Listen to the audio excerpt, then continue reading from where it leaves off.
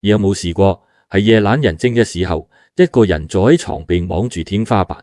忍唔住喺心入面問自己一條問題：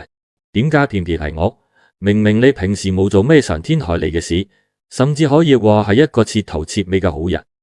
過馬路見到執紙皮嘅阿婆，你會幫手提；網上見到人哋有困難籌款，你會科水；甚至喺公司同事有難題，只要執你都好少托手啫。你一直相信好心有好報，但現實呢？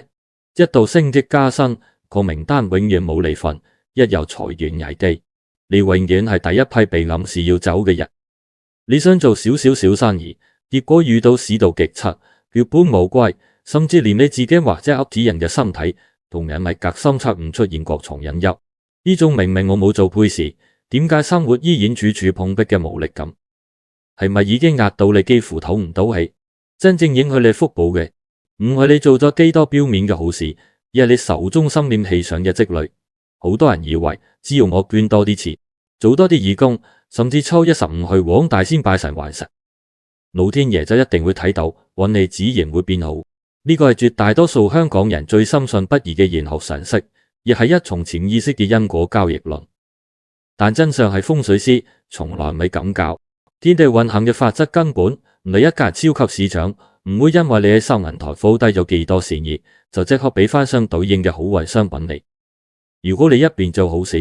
一邊心入面充滿住焦慮、委屈、計較，甚至係對命運強烈嘅不甘心，你散發出嚟嘅氣場，其實係一種極度詭譏嘅殺氣。原來我哋一直信錯咗，冇做呢種隱形嘅殺氣，會將你原本應得嘅福報狠狠地推開。風水命理古籍敵天術有話：一念之善，吉神隨之；一念之惡，凶神隨之。言心即之判，氣機之變也。呢句說話流傳咗幾百年，意思就係話你動一個善念，自然會有好嘅氣場鎮住你。但最關鍵嘅係最後嗰句，你表面嘅行為同你內心真正嘅念頭如果有落差，天地間嘅氣機係識得自動分辨嘅。呢個就係話，原來你一直以嚟嘅諸事不順，唔係因為你冇積累福報，而係你內心嗰重點解我做咗咁多好事都冇回報嘅怨氣，令到你個人嘅風水格局漏氣，善意根本冇法凝聚成改變命運嘅真實力量。為咗令你更清楚明白呢個氣場運作嘅真相，我哋將時間拉翻去現代嘅香港，去睇一個發生喺觀塘工業區嘅真實故事。喺觀塘一條唔起眼嘅後巷，有一間開咗10幾年嘅舊式茶餐廳，老闆叫強哥。強哥今年52歲，係一個典型默默耕耘嘅香港打工仔出身。後來住夠錢，自己頂咗呢間鋪嚟做。強哥份人極之好心，喺街坊眼中直頭係活菩薩。每逢落大雨或者打風，佢都會專登留低機盒雙瓶燒味飯，靜靜雞放喺後巷，等嗰啲執紙皮嘅公公婆婆可以有一餐安樂茶飯。有時見到附近地盤嘅工人食飯唔夠錢，佢都會大手一揮，叫人哋爭住先，下次出糧先俾。但係強哥嘅善良並冇為佢帶嚟財運亨通。相反，踏入呢幾年之後，佢嘅處境可以話係一步步走向絕路。業主見格之街開咗新商廈，硬生將租金加咗30%，凍肉供應商又因為市道唔好，日日打電話嚟催數。最慘嘅係佢老婆因為個腦入咗醫院，成舊家嘅重擔壓到佢幾乎崩潰。我記得嗰晚係一個極度潮濕嘅5月雨夜，雨水打落茶餐廳出面嘅鐵皮簷篷，發出令人心煩意亂嘅滴答聲，滲入後巷窗，似一股翳焗嘅濕氣。強哥一個人坐喺收銀機前面，摸住手機理財應用程式入面僅剩嘅啲100蚊餘額，雙手抱住個頭，痛苦到想喊都喊唔出。佢啱啱先將今日賣剩嘅雞鴨飯派俾街邊嘅流浪漢，轉頭老婆就打電話嚟鬧佢，話佢自己都顧唔掂，仲後日去救濟人，連交租嘅錢都冇。嗰一刻，強哥望住自己對手，因為長期浸喺熱水同洗潔精入面，佢對手粗糙不堪，布滿大大小小嘅傷痕。佢喺心入面狂笑，覺得自己冇呃人冇呃神，點解命運會搞成咁樣？就在強哥陷入極度絕望嘅時候，茶餐廳最入面嘅卡位，有一個一路飲緊熱檸水嘅阿伯孔咗出嚟。呢個阿伯係附近嘅常客，街坊都叫佢做陳伯。聽講後生嗰陣喺廟街擺過檔睇掌上風水，後來收山退隱。陳伯行到收銀機前，冇急住俾錢，反而定眼望住強哥，嗰張眉頭深鎖、灰暗無光嘅臉。陳伯突然開口問強哥知唔知點解間鋪生意日做日回？強哥擰咗一下，苦笑住答大環境差咯。陳伯搖搖頭，指住強哥企緊嘅位置，話間鋪嘅正門向北，收銀機在南向北。本來係一個影水立財嘅小格局，但係強哥每日企喺呢個財位上面，眉頭深鎖，唉聲嘆氣，本身都係對命運嘅怨氣同對錢財嘅焦慮。強哥個人散發出嚟嘅衰氣，已經徹底壓死咗呢間鋪嘅旺氣。風水再好，都頂唔住日日用負能量去污染個氣場。強哥聽完呆立當場，一直以為自己做緊好事，點解會變成污染氣場？陳伯嘆咗口氣，突然捉住強哥嗰隻布滿傷痕嘅右手，將佢嘅掌心彈開喺燈光之下。陳伯指住強哥掌心生命線同細入天交界嘅一個極其微細，幾乎要用放大鏡先睇得到嘅暗紋，話強哥平時積落嘅陰德，全部都記低咗喺度。腹部根本冇消失，只係因為內心嘅焦慮同怨氣，形成咗一堵無形嘅牆，將啲錢財全部擋住喺門外。只有放低嗰層點解我冇好報嘅執靈氣場一痛，積壓嘅腹部就會排山倒海咁衝過嚟。呢個故事就發生喺我哋身邊。強哥嘅處境就好似你間屋入面嗰部冷氣機，你一直以為部冷氣配咗，因為點開都冇冷氣出，但其實部機嘅壓縮機運做得非常完美，只係出風口嗰塊濾網已經被厚厚嘅灰塵徹底倒死，啲冷氣全部塞死喺入面出唔到嚟。你日日鬧部機廢，但其實只要你插翻網絡係洗乾淨，清涼嘅風瞬間就會吹滿全屋。用風水玄學嘅低層邏輯去拆解，長期焦慮與不甘嘅內在環境，會形成咗擋腹部顯化嘅負面煞氣，最終導致現實生活中付諸於沙漠嚴重錯位嘅命運情人。讀完呢度，你試下合埋雙眼，深呼吸一口氣，感受下自己呢一刻嘅氣場。你係咪一直用錯咗心態去面對自己嘅善良？唔係你命唔好，亦唔係你嘅善良冇用，而係你用錯咗一重充滿怨氣嘅方式去等待腹部嘅降臨。睇到呢度，相信你已經明白，命運從來冇虧待過任何一個真正積累陰德嘅人。但係呢度有一個更隱秘嘅真相，係大多數風水師都唔會主動話你知嘅。如果你真係想知自己過往嘅付出到底有冇被天地記錄低，其實根本唔需要去求神問卜。因為老天爺早就將答案靜悄悄咁刻咗喺你嘅掌心入面。但如果我話你知，原來有一重腹部係會直接生長喺你嘅掌心入面，甚至可以提前預示你即將逆轉嘅命運，你準備好彈開支一對手未？你有冇試過辛苦做完一日嘢之後，攤開自己對手，望住掌心入面嗰啲密密麻，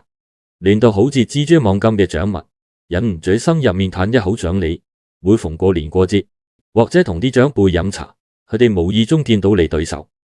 總係會搖搖搖頭，語重心長同你講話你對手心得咁窄，注定係辛苦命勞碌命，叻世人都有排捱。呢句說話係咪由細到大都好似一個無影嘅緊箍咒咁，死死地套住你嘅人生？當你每晚加班到凌晨，或者為咗屋企人品煲到一身大汗，受盡委屈嘅時候，你都會望住掌心，覺得命運早就寫好咗，注定係要一世勞碌。睇落去似係手掌生得雜亂，其實呢啲細紋根本唔係勞碌命嘅詛咒，而係呢個暗中即時嘅風水氣場演化。好多人以為掌紋一定要清晰簡單，心長得嗰3條主線，先至大富大貴、清閒享福嘅好命相。只要掌紋多而窄，就一定代表日生多波折，貧多勞碌，一事無成。呢個可以話係香港人根深蒂固，幾乎冇人置以高嘅體上常識。但真相係，頂級嘅風水命理大師從來唔會單憑雜亂2個字就將一個人判死刑。如果我話你知，嗰啲被你一直視為勞碌印記嘅細碎紋路，其實每一處都係你前世今生積落嚟嘅陰德戶口入數記。然後我哋一直以嚟都信錯咗，風水商學權威古籍迷以神相有云理亂者，心智多斷，若亂中有滯，啱生意文買陰質之上，反主逢凶化吉。呢句古文嘅意思講得好通透，掌紋面確實代表你平時諗嘢多，操心多，生活節奏急速。但如果呢種亂入面隱藏住一啲特殊嘅細紋交織，呢啲就叫做陰質上，反而係可以係最危險、最艱難嘅關鍵時刻幫你擋災轉運嘅終極底牌。原來你一直嫌棄，甚至覺得羞恥嘅勞碌命，竟然係上天靜靜雞發俾你嘅隱形護身符。為咗睇清楚呢個命運機就係點樣運作，我哋將時間推前幾十年，返到去80年代，那個仍未升值、充滿傳奇色彩嘅九龍城寨。喺當年嘅城寨入面，環境極度惡劣，中年唔見吸日，電線交錯，污水橫流。用風水學嘅角度嚟講，呢個係一個典型嘅困籠局加天斬煞，氣場極度壓抑，污濁住喺入面嘅人，運勢好容易受到牽連，好難有出頭之日。喺城寨其中一條最窄嘅冷巷入面，住咗一個做苦力搬運嘅男人，街坊都叫佢做水哥。水哥每日都要托住過百斤重嘅麵粉同火水，喺城寨嗰啲迷宮一樣嘅樓梯上上落落，因為長年累月嘅操縱功夫。佢對手生滿口鹼，掌心嘅紋路金交係亂到好似一團麻線咁，完全揾唔到一條清晰嘅主線。當年城寨門口有個擺檔睇相嘅算命佬，睇過水哥對手之後猛咁搖頭，喺佢呢對標準嘅破財苦命手，就定心世人做牛做馬，老來仲要孤苦伶仃。水哥聽完都冇出聲，只係笑笑口繼續做嘢。土生人窮就窮，但心腸極好，城寨入面好多古怪路人，行動唔方便。水哥每日收工都會順手幫佢哋將機桶乾淨水抽上白爐，邊個街坊屋企漏水，好配咗價值嘅聚氣風水。佢二話不說就爬上天台幫手揼鐵皮修補，從來唔收人一分一毫。佢唔識咩叫積陰德，佢只係覺得見到人有困難，自己有氣有力幫得就幫。直到有一年嘅一個深夜，城寨發生咗一場極其恐怖嘅大火，火勢順住亂搭嘅電線同木板迅速蔓延，濃煙密布。到時水哥本來已經跑到地下安全嘅地方，但佢突然記起8樓嘅盲眼婆婆仲困喺上面，佢連諗都冇諗，執起張濕棉被就衝翻入火上。當佢孭住婆婆騎到4樓轉角位嘅時候，頭頂一條燒到通紅嘅巨型木樑突然斷力，直劈落嚟，千鈞一髮之際，木樑竟然喺半空中被一條原本由肉做嘅草鐵閃擊住咗，微微改變咗下墜嘅軌跡，最後只係擦過水哥嘅膊頭，重重咁砸落佢腳邊嘅石屎地。水哥同婆婆奇蹟生還，火災現場清理，所有人睇到嗰條短木樑嘅位置，都話水哥如果唔係有神仙保佑，根本死咗10次。幾個月後，水哥喺街市又撞返多年批佢苦命嘅算命佬。算命佬睇到水哥平安無事，震驚到講不出死，佢硬拉住水哥指手再睇一次。今次算命佬雙手發抖，指住水哥掌心嗰對雜亂無章嘅細紋，講咗一句改變水哥一生嘅說話。後話當年睇錯咗呢啲根本唔係勞碌紋，呢啲雜紋雖然亂，但係生命線旁邊不知不覺間交織成咗一個好似網一樣嘅形狀。呢個喺風水商學上叫做陰德天紋。平時暗中做嘅好事，全部化成咗呢張網，係最致命嘅一刻，幫手頂住咗最兇險嘅劫數。就好似你喺香港街頭見到嗰啲依附住石牆生長嘅百年大榕樹，你望下嗰啲樹根錯綜複雜，生到亂七八糟，甚至逼爆晒啲石屎牆，睇落去一啲都唔工整優美。但係當10號風球、黑色暴雨打埋嚟嘅時候，點起就係呢亂七八糟、深澤離譜嘅樹根，死死咁抓住個地，令到火線屹立不倒。你手上嘅雜紋，其實就係你靈魂深處生長出嚟嘅氣場根系。用風水玄學嘅深層邏輯去拆解，日常無私奉獻嘅微小善行，會轉化為掌心細密而堅韌嘅防護氣場，最終在絕境中呈現出鳳紅化吉嘅命運奇蹟。上陽心生掌紋其實係你大腦神經同心念波動嘅外在演化。每一次你發出善言，每一次你強忍位或係成全別人，你嘅心念氣場就會產生一次微小嘅震動。呢啲震動日積月累，就會喺你嘅掌心刻下一條又一條嘅細紋。佢哋睇落去係勞碌嘅證明，但係實際上佢哋係你喺命運銀河入面一點一滴傳入佢嘅陰德資產。陰德紋從來唔會保證你即刻發達，而係保證你喺人生最黑暗、最無助嘅時候，老天爺會為你留一張保命嘅睇牌。如果你就攤開自己對手，望住嗰啲曾幾何時令你自卑、令你覺得命苦嘅雜亂掌紋，如果你而家心入面有一啲觸動，不妨係留言區留低一句一字，每一個留言都代表你決定由今日開始，重新接納自己嘅過去，唔再為自己嘅付出感到委屈。呢個動作係你決定改變自己氣場，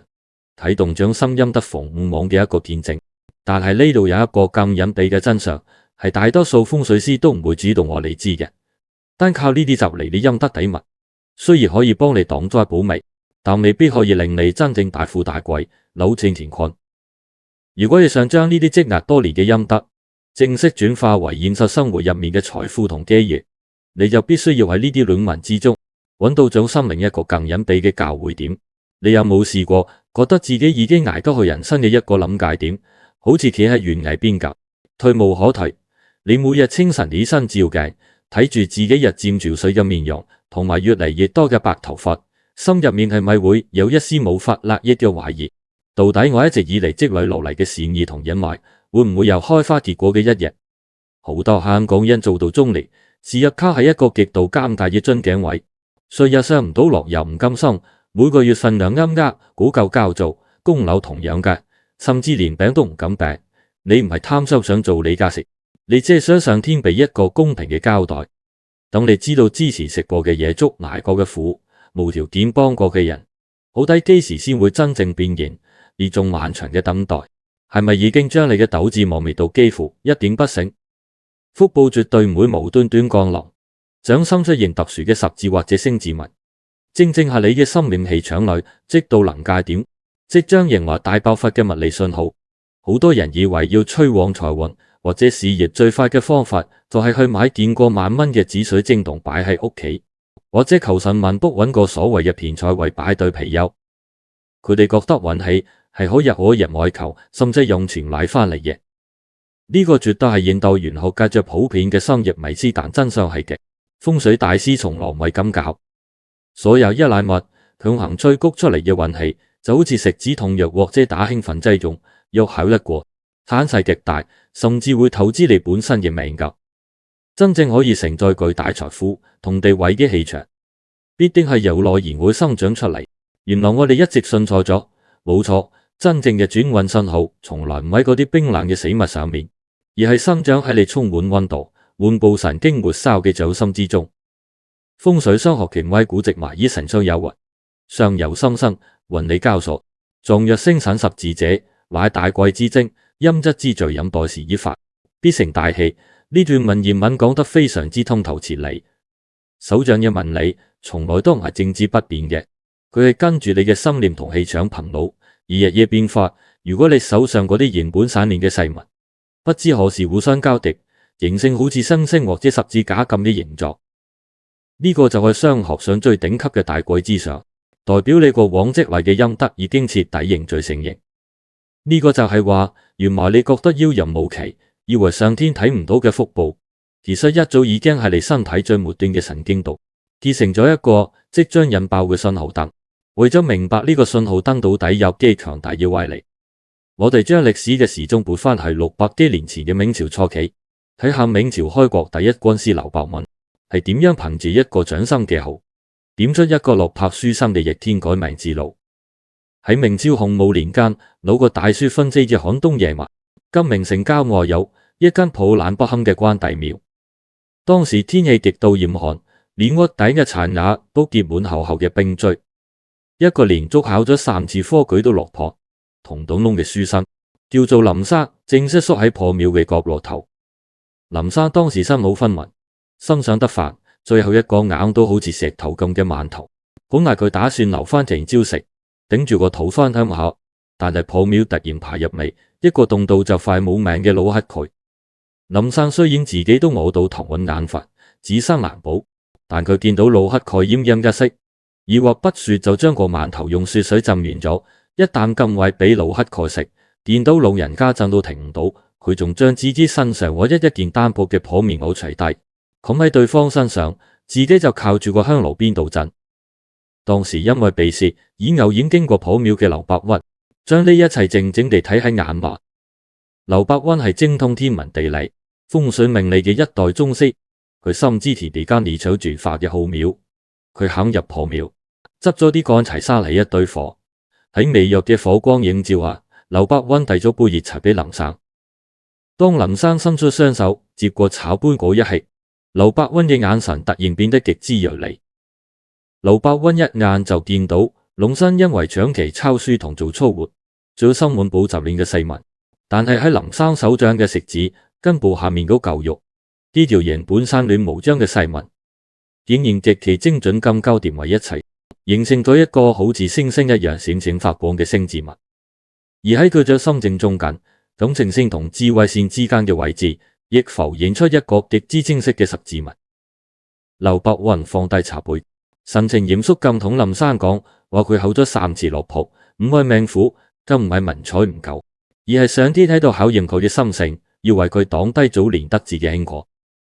喺絕境之中，自己都過唔到今晚嘅情況下，依然願意傾其所有去救人，呢種極之無私嘅善念，已經徹底改變咗個人嘅磁場。食指下面呢個星字紋同埋掌心嘅審臂十字紋，係商學上叫做陰質星同神仙臂有線。呢啲印記絕對唔係天生，亦係積累嘅陰德，去到臨界點，氣機爆發先會顯現出嚟。劉伯溫喺度批死，不出3年林生必定金榜題名，而且將來會手握重權，造福一方。果然3年之後嘅科舉，林生不僅高中進士，更被欽點為8府巡按。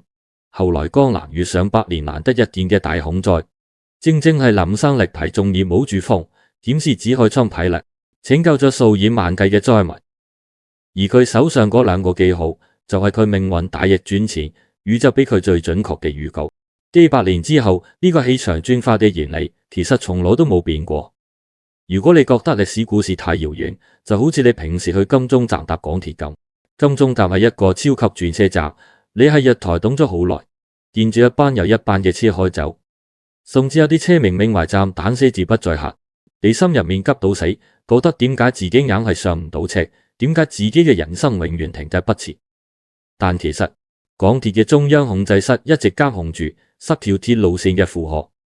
你係月台無奈嘅等待，就好似你係人生低谷默默積累陰德同實力嘅過程。當你掌心出現十字紋或者星字紋嗰一刻，就好似金鐘站個月台突然着咗綠燈，廣播響起往目的地嘅列車即將倒地。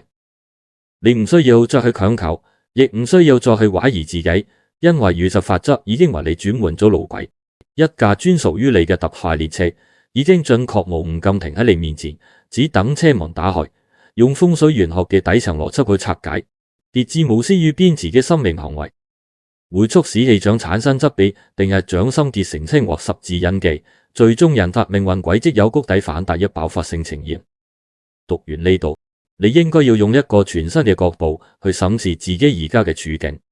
你而家嘅停滯不前，絕對唔係被命運混和，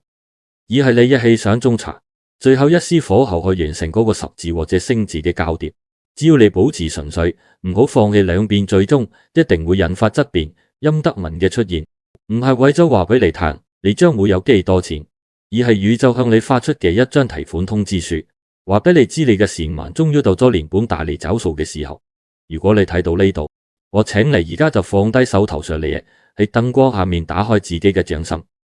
無論你係咪已經喺感情線同智慧線之間揾到一個神秘嘅十字紋，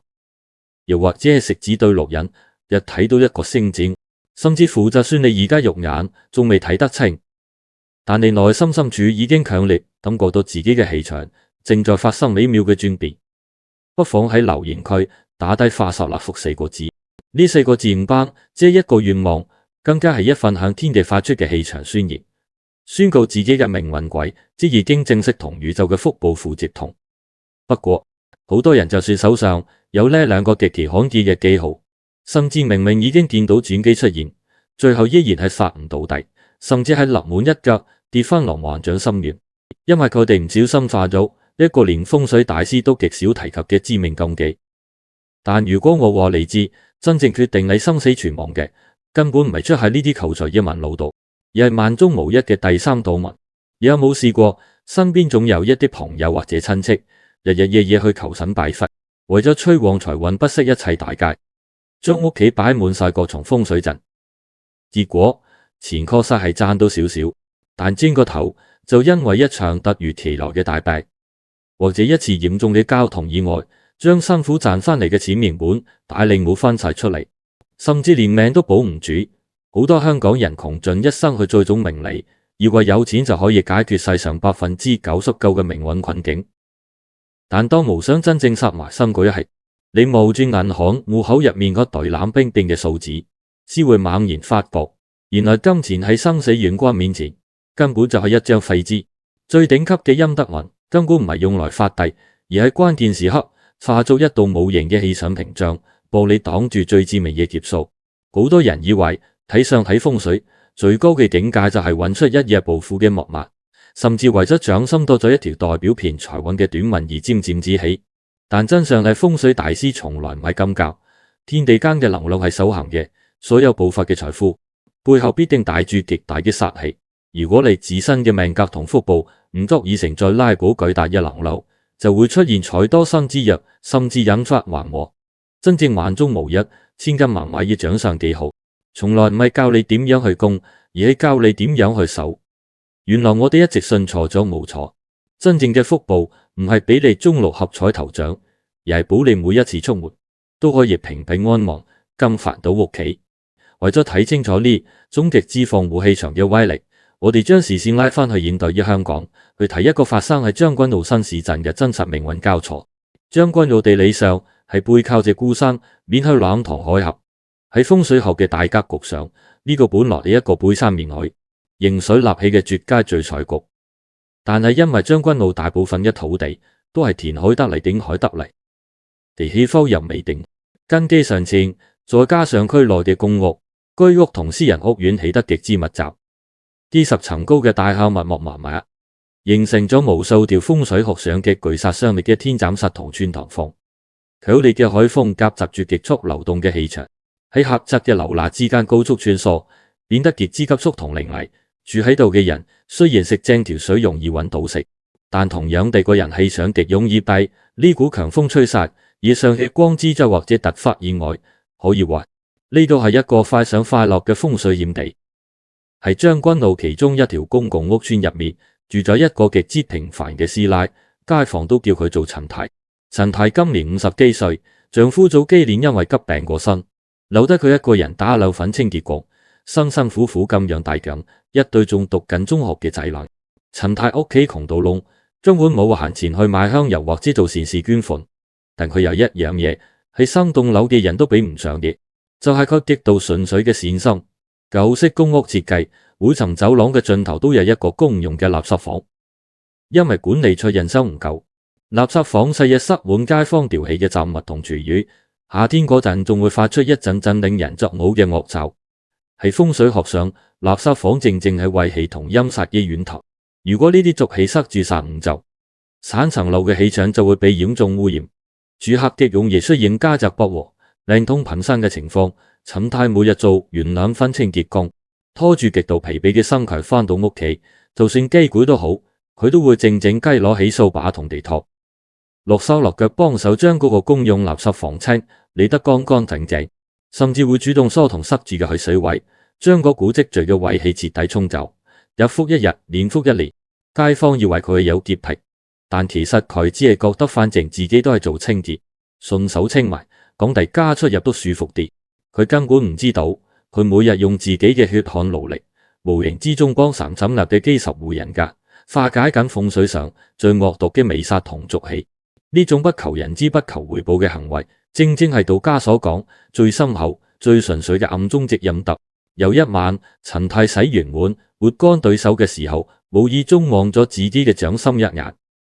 喺佢咗手心明線大約去到50歲嘅流年位置，原本有一處極度明顯嘅對面。喺傳統商學入面，親命線中短，通常預示住嗰個年份必有生死大劫。但係陳太震驚咁發現喺嗰個斷口嘅位置，不知何時生出咗4條極其細微但非常精細嘅紋路。呢4條細紋互相交織，竟然形成咗一個四四方方嘅方格紋，就好似一塊膠布或者一個堅固嘅鐵籠架，將嗰個致命嘅斷口實一實咁包圍住。綜合起嚟，陳太唔識睇相。佢只係覺得個圖案有啲特別，轉頭就冇放喺心上。直到一個極度兇險嘅清晨，嗰日出面落住滂沱大雨，將軍澳嘅穿堂風刮得特別猛烈。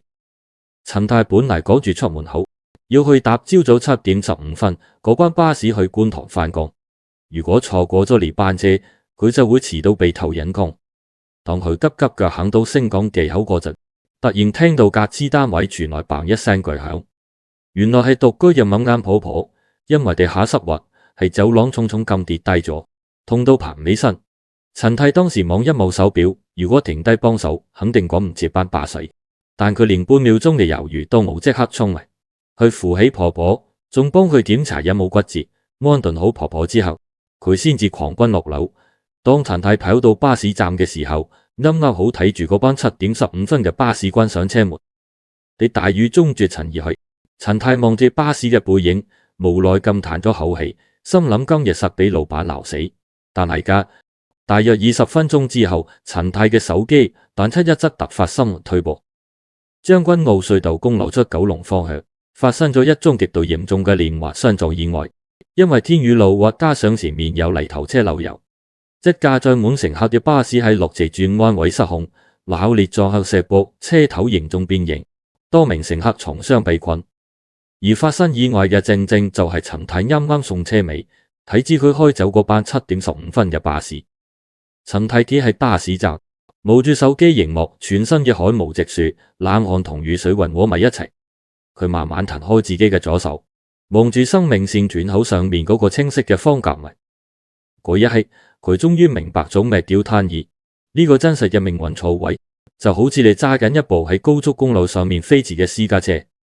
嗰啲盲目追求財運嘅人，日日掛住改裝個引擎，想部車行得越快越好。但當前面突然有大石跌落嚟，或者發生連環相撞嘅時候，你個引擎幾大馬力都救唔到你。陳太手上嗰個放監物，就好似部車入面最頂級啲安全氣囊同防撞鋼力。平時風平浪靜嘅時候，你睇唔到佢，摸唔到佢，甚至覺得佢根本冇用。但當最致命嘅撞擊殺埋身過0.01秒，佢會瞬間彈出嚟，硬生生幫你射走所有衝擊力，將你由鬼門關猛力扯翻出嚟。用風水玄學嘅深層次機制去拆解，長期無私化解周圍雲景築氣嘅行為，會轉化為強大嘅護身防護氣場，並顯現於掌紋，最終係致命煞氣降臨時，形成精準嘅命運軌跡錯位。避開劫數，讀完呢度你試下回顧一下自己嘅人生，點解有啲人命條件好好，但硬係破唔過某一個關卡，英年早逝；而有啲人睇落去平平無奇，卻總係可以喺大風大浪之中全身而退，根本冇所謂嘅幸運。每一次嘅化險為夷都係你過往一點一滴累積落嚟嘅福報喺度煲你找數，唔係你命大，而係你過往積落嘅陰德化成咗你命運嘅防彈液。而家我想問你一個問題，唔使答我，答自己就好。你有冇試過莫名其妙避開一場災禍？可能係因為出門口前突然肚痛遲咗5分鐘，避過咗一場嚴重嘅交通意外；可能係行下街突然想行另一條路，避過咗高空雜物；又或者係明明準備簽一份合約，最後一刻因為某啲微不足道嘅原因告吹，後來先發現對方係個大老師。如果你都有過呢種命中自有主宰啲經歷，歡迎喺留言區話我知，因為你寫低嘅每一個字都係對天地互有嘅一次感恩。睇到呢度，你可能會急住望下自己雙手，由頭到尾反覆咁問，到底自己有冇嗰啲雜亂嘅陰德大紋、大學法嘅星字或十字紋，或者當實嘅方格紋。但係呢度有一個更隱秘嘅真相，係大多數人都唔知道嘅。就算你反轉對手，發現自己將心光喺近，完全冇呢3條紋，係咪代表你就定冇福報，就定要衰一世？但如果我話你知，風水玄學最高深嘅秘密，正正隱藏喺嗰啲冇紋嘅人身上，你依然可以靠一樣最根本嘅嘢去徹底扭轉全局。你有冇試過睇到呢度，即刻開大盞燈，反覆咁睇自己雙手，由掌心睇到指尖，睇到連眼水都飆埋出嚟，但依然揾唔到任何一個星字紋、十字紋或者方格紋？可一刻，你心入面係咪即刻沉咗一齊，覺得自己呢世人注定係冇福報、冇神仙保佑，連老天爺都懶得留個記號俾你。你甚至可能會有從強烈嘅挫敗感，覺得之前做嘅好事全部白費心機，以後乾脆做個自私自利嘅人算數。掌紋只係結果，真正決定你命運嘅，從來唔係掌心嗰幾條死紋，而係你點樣喺日常生活中佈置自己嘅生命氣場。好多人以為掌上係天生嘅命運，係定死咗嘅，如果手上冇嗰啲大富大貴擋災避劫嘅記號，呢一世人就注定永無翻身之日。呢個係玄學界最容易令人產生絕望感嘅常識誤區。但真相係頂級嘅風水大師從來唔係咁教。商學界有一句避而不是嘅說話：有傷無傷，相續心生；有傷無生，相隨心滅。原來我哋一直信錯咗。冇錯，你手上冇紋，只不過代表你過往嘅氣場仲未強大到足以喺肉體上留下烙印。只要你識得啟動後提嗰啲高明嘅陰德紋，係可以生生性性撳起嚟掌心度生出嚟嘅。風水古籍已經有云：積善之家，必有餘慶；積不善之家，必有餘殃。呢句流傳咗幾千年嘅老說話，表面聽落好似老生常談，但用風水嘅眼光去翻譯，意識極之深奧。日復一日積累純粹嘅善意，呢股好大嘅吉氣自然會滿瀉，甚至庇佑埋你嘅下一代。但如果你日日充滿怨氣同大交，嗰股煞氣就會跟住你洗個家族。呢個就係話，原來命運嘅開關從來都係你自己手入面，而唔係一早引死你喺你嘅皮膚上面。為咗證明呢個後天改善嘅氣場機制有幾神奇，我哋嚟睇一個發生喺鰂魚涌太古坊寫字樓嘅真實故事。阿明今年38歲，喺一間大型跨國物流公司做咗10年中層管理。佢一直以嚟都覺得自己懷才不遇，明明做嘢最努力，但每次升職都係隔支部門嗰啲靠把口嘅同事。阿明對手又好又痞，掌紋極之單調，除咗3條主線之外，掌心光體騰，完全冇任何雜紋或者陰德紋。因為長期覺得命運唔公平，阿明個人變得極之負面。喺公司，佢個座位正正對住保安部具影印機，喺風水學上，影印機日夜運作，吞吐紙張，屬於白虎開口嘅煞氣位，亦容易引發口舌是非同精神緊張。阿明日日坐喺呢個煞氣位，一邊聽住部機咔咔聲，一邊係心入面暗啞勞西盲目，同事廢柴。如果有新人請教佢嘢，佢雖然會教，但永遠黑起塊面，單單打打。有同事病咗要佢頂假，佢做完之後會喺茶水間大聲唱通街，等所有人都知佢受咗委屈。阿明覺得自己有做事有幫人，只係條命唔好。直到有一日，佢因為胃出血入咗瑪麗醫院，放喺病床足足1個禮拜。住院期間，佢隔離床係一個患咗末期癌症、時日痛到心癢嘅老伯。阿明見個老伯冇親人探，自己又行得走得，於是每日主動幫老伯斟水、叫護士，甚至陪老伯傾偈。嗰個禮拜，阿明忘記咗公司嘅爾虞我詐，忘記咗自己對命運嘅怨恨。佢只係單純咁想令呢個素未謀面嘅老人家舒服少少。老伯臨終前一晚，望住阿明微笑住講咗一句話：阿明個心咁好，將來一定有好報，唔好耍愁眉苦臉。出院之後，阿明好似變咗另一個人。佢返到公司第一件事係喺影印機同自己張台之間擺咗一盤闊葉嘅黃金角，用嚟擋煞立氣。更重要嘅係，佢改變咗自己嘅心念風水。再有新人問佢嘢，佢會耐心解答，唔再單打，再要幫人執手尾。佢默默做完就算，唔再周圍搶。佢唔係為咗求回報，而係佢發現，當佢放低個床點解我咁慘嘅受害者心態時，佢自己條氣順咗好多。奇蹟就發生喺1年之後，公司因為經濟唔好，進行大裁員。阿明原本係裁員名單嘅頭幾名，但喺最後關頭，幾個曾經受過佢默默幫助嘅新人，原來係大老闆親自請翻嚟嘅重點培訓室。佢哋聯名向大老闆力保阿明，話佢係部門入面唯一個肯無私傳授經驗嘅前輩。結果阿明不但冇被炒，仲被調師咗嗰個白虎開口嘅影印機位，升職做咗帶領新團隊嘅主管。而最令阿明震驚嘅係，當佢搬完位嗰晚喺屋企執嘢嘅時候，無意中望向自己一直光騰騰嘅掌心，喺佢事業線同智慧線嘅交界處，不知何時竟然生出咗一個極之清晰，好似米粒咁大嘅星戰紋。呢個印記係佢用咗整整1年純粹嘅心念，親手喺自己生命中雕刻出嚟嘅。呢個真實嘅命運轉變，就好似你張白底銅，你張卡本身係咩圖案，由機構有冇翻，根本一啲都唔重要。最重要嘅係你每次過閘之前，有冇將象塔放落增值機度都入錢，即係代表你日常嘅心念同善行。只要你肯不斷脈絡增值，就算係一張最普通、最殘舊嘅白底銅，一樣可以帶你搭通全香港，但如果你日日喺度抱怨張卡生得唔嚟，從來唔肯放低怨氣去增值，就算俾張全球限量版嘅金強你過閘嗰陣一樣係都一成原額不足。用風水玄學嘅最高邏輯去拆解，放低怨氣並保持無私嘅心念氣場，會引到周圍環境嘅吉氣重新匯聚，最終係肉身顯化為鬱演呢度。你應該要徹底明白，命運從來唔係一本寫好咗結局嘅劇本，而係一場你同宇宙氣場之間嘅實時對話。你每動一個念頭，每做一個微小嘅決定，都喺度改寫緊下一秒嘅劇情。掌紋改變唔到你嘅命，但你嘅心念可以隨時重啟你嘅掌紋。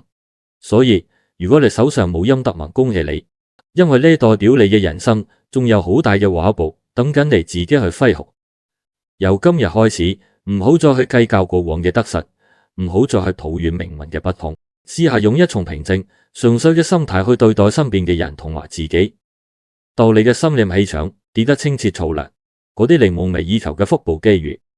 甚至係掌心入面嘅奇蹟記號，自然會喺最合適嘅時間靜悄悄咁降臨喺你身上。今晚夜深，當你行到屋村樓下，或者喺唐樓嘅走廊望出窗外，睇住對面萬家燈火，試下伸出雙手，感受下晚風穿過指尖嘅微涼。唔需要再去反覆檢視掌心有冇記號，亦唔需要再為過去嘅委屈耿耿於懷。命運從來冇放棄你，只係等緊你放下怨氣。